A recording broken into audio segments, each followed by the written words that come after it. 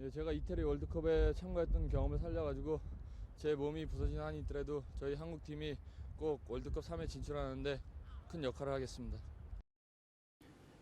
역대 대한민국을 대표하는 축구 선수로 2010년대 손흥민, 2000년대 박지성, 1980년대 차범근까지 모두 공격적인 자리에 위치해 있던 선수가 먼저 떠오르지만 특이하게도 1990년대에는 이 수비수를 떠올리는 것에 이견이 없을 겁니다. 그만큼 정말 유니크한 플레이를 펼치면서 한국 축구사에 빼놓을 수 없는 한 획을 남겼던 선수. 유럽에서 뛴 적은 없었지만 세계가 아시아 최고의 수비수로 주목하게 만들었던 리베로 홍명보의 이야기입니다.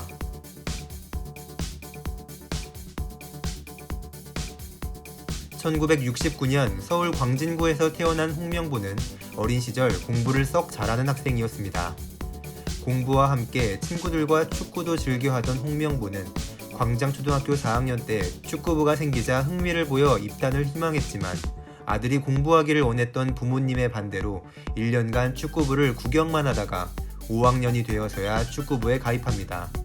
좋은 실력을 보여 금방 두각을 나타냈지만 작았던 체격은 계속해서 홍명보의 발목을 잡게 됩니다. 중학교 1학년 때 상대 선수와 몸싸움 후 어깨를 다치자 담임 선생님은 축구를 그만두라는 권유까지 했었는데 다치지 않기 위해 몸싸움 대신 패스를 시작했던 것이 나중에 위대한 리베로 홍명보를 만들게 됩니다.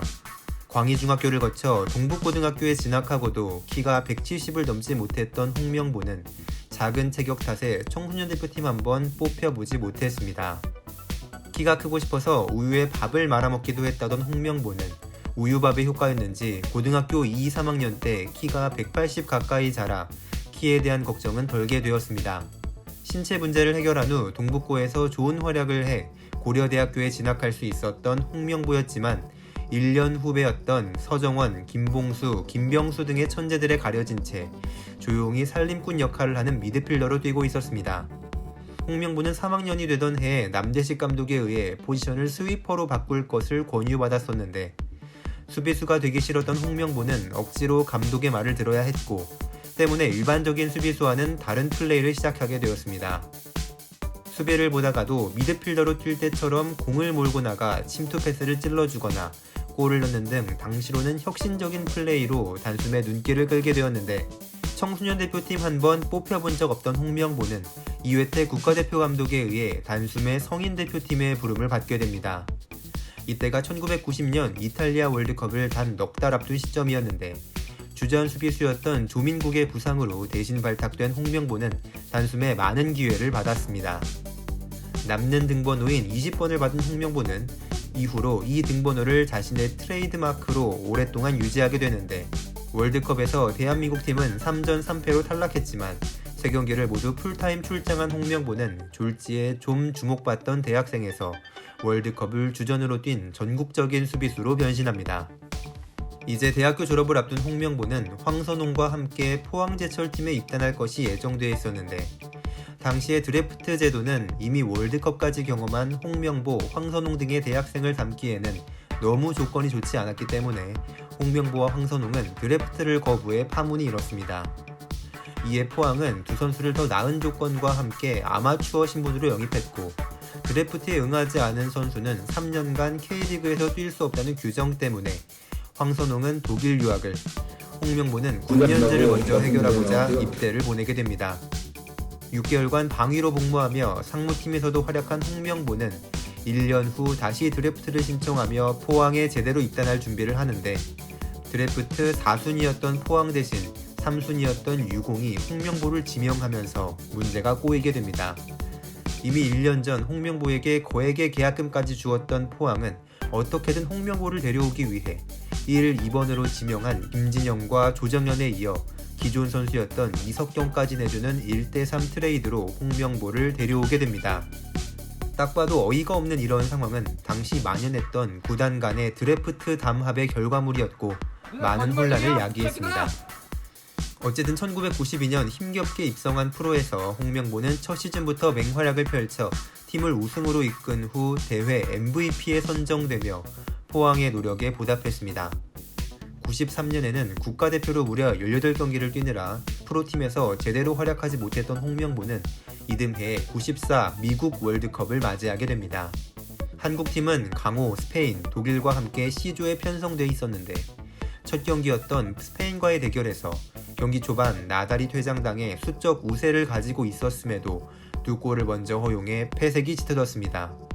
그러나 후반 40분 홍명보의 프리킥 슛이 스페인의 골문을 열었고 종료 직전 서정원이 극적인 동점골을 넣으면서 귀중한 승점 1점을 챙겼습니다. 2차전에서 꼭 승리를 거두어야 했지만 이날따라 컨디션이 좋지 않았던 황선홍이 많은 찬스를 놓쳐 0대0 무승부에 그치고 말았는데 마지막 경기인 독일과의 경기에서 클린스만에게 멀티골 포함 3골을 먼저 내줘 이대로 무기력하게 무너지는가 했지만 황선홍의 추격골에 이어 공격에 가담한 홍명보가 멋진 중거리 슛 득점을 성공해 독일을 압박했습니다. 결국 2대3으로 패배해 16강 진출에 실패했지만 수비수면서 대회 2골 1개 어시스트를 기록한 홍명보는 전 세계로 그 이름을 알려 동양의 베켄바우어라는 별명이 붙여졌습니다. 이때 유럽의 명문 구단들이 러브콜을 보냈었는데 이때 홍명보와 접촉을 시도한 구단 중에는 FC 바르셀로나도 있었습니다. 하지만 당시 아시아 선수들에게 많은 돈을 쓰지 않았던 유럽의 분위기와 해외 진출을 꺼리던 한국의 분위기가 맞물려 유럽 진출은 무산되었지만 홍명보는 이때 아시아 축구연맹의 수비수상을 받았을 뿐 아니라 94년과 95년에 연이어 세계 올스타전에 출전하면서 세계 무대에서 아시아 최고 수비수로 명성을 굳히게 되었습니다. 한편 홍명보는 K리그에서 1996년까지 포항에서 5년간 뛰면서 많은 경기를 뛰지 못했던 93년을 제외하고는 총 4번 K리그 베스트 11에 선정되었고 해트트릭은 물론 48m 최장거리 프리킥 득점을 기록하는 등 K리그 무대를 주름잡았습니다. 1997년 포항의 요구 이적료를 맞춰준 벨마레 히라스카가 K리그 최고 이적료였던 약 11억 원을 제시하면서 홍명보는 J리그로 향하게 되는데 이때 홍명보는 프로 3년 차였던 나카타와 함께 뛰게 되었고 늘 영어를 공부하며 자기 발전을 도모했던 진중한 나카타와 마음이 잘 통했던 덕분에 둘은 성이 아닌 이름으로 부를 정도로 친해졌다고 합니다. J리그에서도 좋은 모습을 보인 홍명보는 이해 3번째로 세계 올스타전에 참가하기 위해 프랑스 마르세유를 방문했는데 이때 루이스 바날 감독의 관심을 받아 다시 한번 FC 바르셀로나의 제안을 받았지만 소속팀과의 견해차로 또 이뤄지지 못했습니다. 98년에 프랑스 월드컵을 통해 3번째 월드컵에 출전하게 된 홍명보였지만 아직 세계 무대에서 갈 길이 멀었던 대한민국은 두 번째 경기 네덜란드에게 0대5로 무기력하게 대패하고 탈락해 아쉬움을 남겼습니다. 홍명보는 J리그로 돌아가 활약을 했는데 벨마레는 팀의 발전을 위해 홍명보의 유럽 진출을 막았었지만 결국 재정이 악화되자 고액 연봉자였던 홍명보를 같은 리그 가시와 레이솔로 이적시켰습니다. 가시와는 리그에서 상위권 팀이 아니었지만 홍명보를 영입한 시즌에 곧바로 리그 3위와 컵대회 우승을 차지했는데 홍명보는 그 영향력을 인정받아 2000년에 한국 선수 첫 J리그 팀 주장에 선임되었고 팀은 황선홍과 유상철도 영입하면서 용병 3명을 모두 한국인 선수로 채우기도 했습니다.